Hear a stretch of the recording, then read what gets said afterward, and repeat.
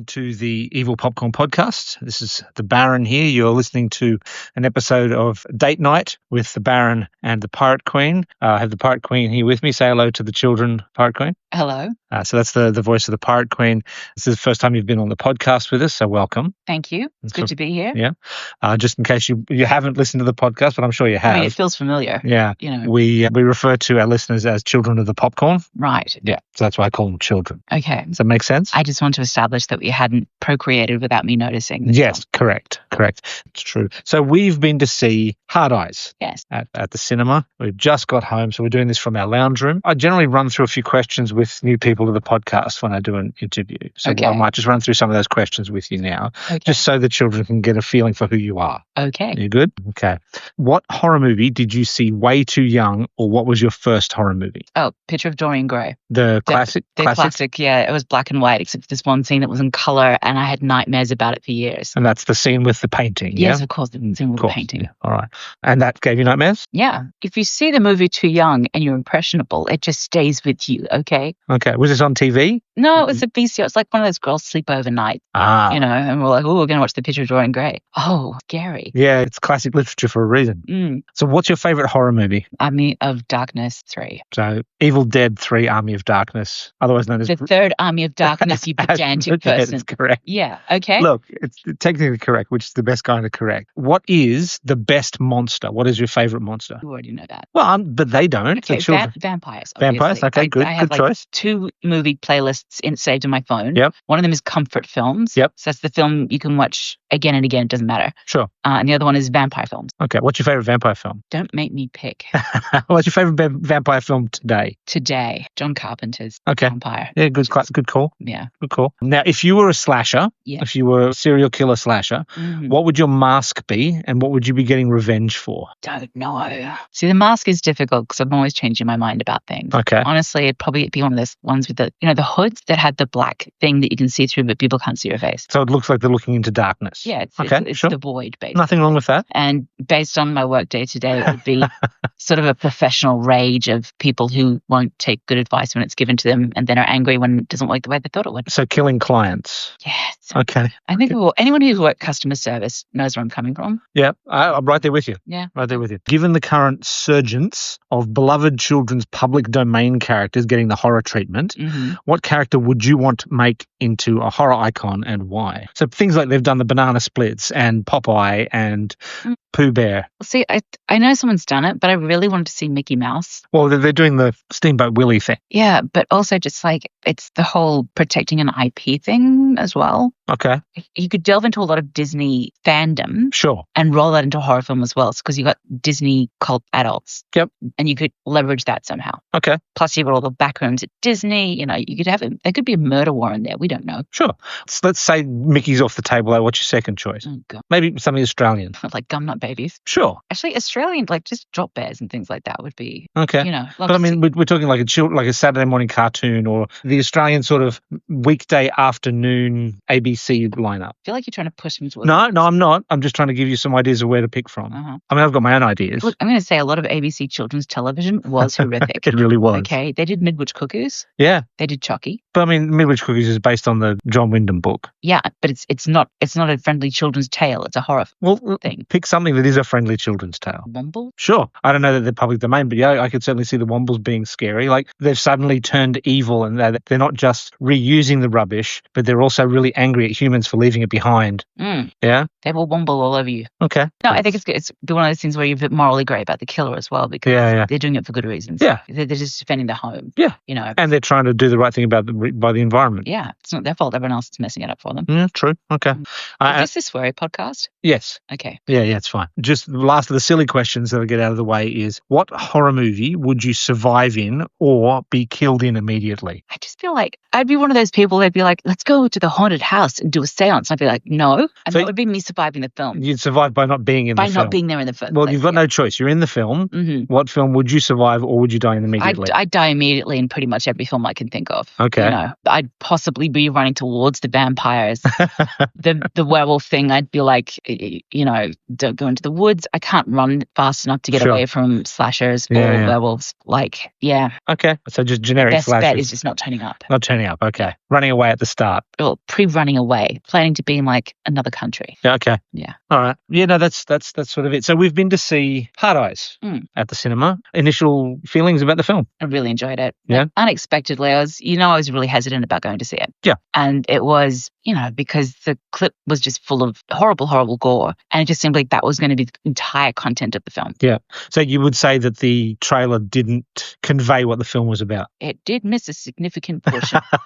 Yeah. I feel like, though, this is a kind of film where you could have made 3 different shorts for it. Yep. Like 3 different previews. And they would have each been different. Okay, yep. You would have thought they were for 3 different films. Yep. But going to see the film, they would have each been on the ball. Yep, okay. Yeah. All right. This is one of those ones where I think that when it comes to colliding genres in a film, yep, marketers just don't know what to do with them. So they get very confused about what they're doing in the clips and what they're doing in the promotions and things like that. I think this is one of the films where that's happened. Okay. So we should talk about the film a little bit, just sort of the technical stuff. So this is a 2025 film. Just for the children there, we're not going to get too deep into the plot of this just because it's very fresh. People haven't seen it yet. We don't want to ruin it for anyone.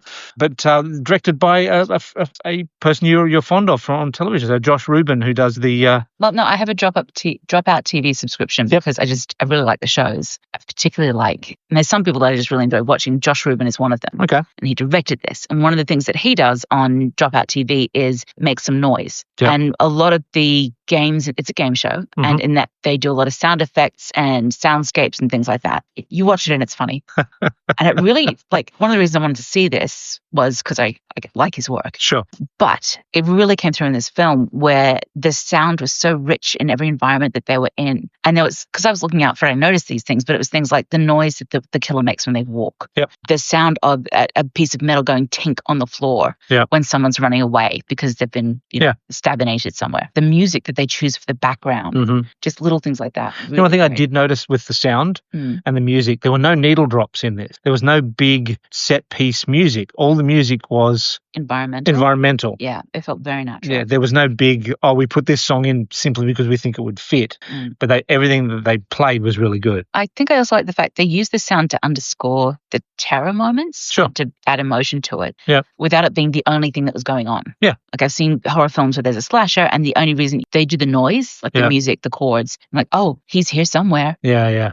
I kept looking in the background of every shot for the killer, but he wasn't in every shot. No. In the background. Well done. Now, I got you to fill out a little form there that you've got on the page in front of you. So what genre did you call this? Ooh. So while you're looking that up, I put slasher, psychological, comedy, gore, crime, and romance. Okay. Romance I had to romance I had to add in. It depends that one. I was going to say it's not on the list. Not on the list, no. I feel like I've been robbed. I put slasher, comedy, and I put torture. Okay. It has gory segments in it. Some good kills, yeah. But I didn't think it was like the level of gore that you'd see in like anything that had Cenobites in it. There's body horrors. It's not the Terrifier. It's not Hellraiser. Yeah. There's definitely a lot of fluids and noises, but sorry, the noises, even the scene in the van. Yep. Yeah. Oh, with the couple in the back. Yeah. Yeah. There's underlying soundscape for that was just comedy gold. Yeah. So there's a scene at a drive-in where the main couple hiding in a van, and there is another couple in the back of the van getting amorous, shall we say? And there is some very nicely made soundscapes. It starts out subtle.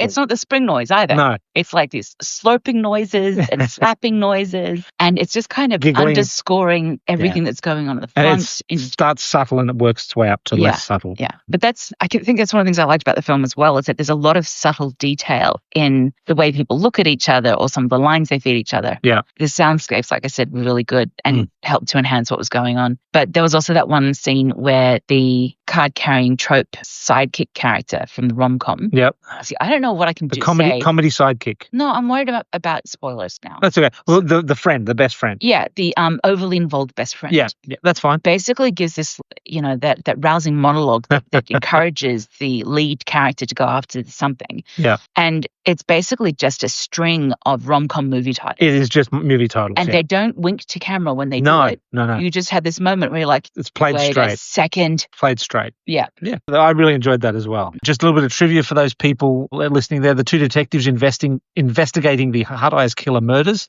are named Hobbs and Shaw, reference to the Fast and the Furious films. And the screenwriters confirmed that that had always been the case. But even before Jordana Brewster, who plays one of the Hobbs and Shaw in this, played a large role. So it's interesting that she's from those films, and it's related to that. Say, her mouth is her most distinctive feature. Yes, Jordana does a lot of mouth acting. Yeah, well, it's not even just that. Like, it's such an angry slash across her face. As soon as I see her, I'm like, it's that person from that thing. Yeah. Even if I don't remember the name. One of the writers here is the son of Michael Landon, who was from Stairway to Heaven. So that's Christopher Landon. The other two writers are Philip Murphy and Michael Kennedy. We won't go too deep into the cast, but we've got some nice horror links here to Werewolves Within, Casper, Final Destination, Chucky TV show, Texas Chainsaw Massacre, Scream. Yeah, so there's a bunch of horror links to the cast. It's got a budget of about $18 million, and as of the recording, it is post $14 million on its opening weekend. So it is looking like it's going to make its money back, which will be good. Mm-hmm. It'll be interesting to see if they get a sequel out of it. Because like all these sort of things, any slasher can be left open for a sequel, but we're not telling you why. So ratings, what did you rate it? Well, I gave it a 4. So you gave it a delicious. Yes. I think part of my delight at this was that I was genuinely not expecting to enjoy it. Okay. I thought I was going to go in and spend my entire time covering my ears and closing my eyes. Sure. I did a little bit of that. You did, yes. Because there were moments where I'm like, there's some good jump scares. Well, there are some good jump scares, but it's also just the kind of anticipation of the moment of gore. Yeah. Ugh. And I didn't want to see it, so I closed my eyes. That's fine. I genuinely enjoyed the weirdness of the stories, the acting, the subtle nods to tropes from the different genres they're putting together, and the way they pulled it together so seamlessly but so realistically. So it was both hitting all the beats of those tropes, also respecting them, and also like using them to discover a deeper story. Yep. Do you mind if I go into that a little bit more? No, go for your life. With romance tropes, there are a lot of things they hit. Yep. You know, there's the meet cute where you get together and things happen. And then there's, with an A, I suspect. Yes. And then, you know, you meet up again and then the first date. And then there's like we're not going to date ever. And then there's a moment where they kind of are forced together somehow. Yep. And then they realize they love each other and they confess their love. And then for some reason they can't be together. Yes. Psychological trauma or werewolves. I don't know. And then they get together again. Sure. And then they right off into the sunset. I think this one was good though, because instead of like just hitting each of those tropes, by the time they had their final kiss and by the time they had a relationship going, they'd really earned it. Yeah. Like you felt like they'd really made themselves bare to each other. Sure. And they were being very genuine with each other. And I think that the two leads had genuine chemistry. I don't know. Two very conventionally attractive people staring at each other. Like, That's true. It's just they always have, like, they picked a beautifully baby-faced girl for the female lead. Yes. Worked really well. She does look like she's just stepped off the set of like a Disney film. That was Lauren O'Hara? Adeline? No, that's Olivia Holt. Olivia Holt. Oh, yes, it is Ali. Yes, of course. So it's a little bit further down my list. Yes. But it also, they used this genre also to call out like the bad tropes of romance. Yep. Like performing romance, performing relationships and things like that. Yeah. So that was interesting. Well, I also gave it a 4 for very similar reasons. The only reason it loses a point for me is I felt some of the outside of the slasher plot stuff went a bit too long. I know what you mean. It did feel like they were dwelling in those moments. Yeah. But I think that's where you go back and look at the joy of some of them. Like she's wistfully staring at the hole in her bedroom door that's been clawed there by the maniac as he was escaping. Yeah. Because it reminds her of the last time she saw him. Yeah. You know? Yeah. And I think that's where the repeat watches will start to happen. I think this would bear a second watch, certainly. Yeah. This is something I could probably watch again. I'd probably watch as a date night movie, like on streaming or on DVD. Yeah. I mean, I can imagine it eventually getting on the comfort film list. Yeah.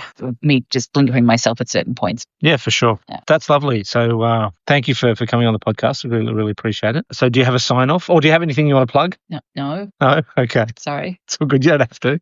That'll be us signing off. I will always plug Improv Queensland, Act React Theatre and IFWG Publishing. Did you have a sign off? I don't. I'm teaching this weekend for Improv Queensland though. So okay. So there's another thing. There you go. Creativity, storytelling. All right. Like well, thank you for coming on the podcast and go to bed, children. Go to bed.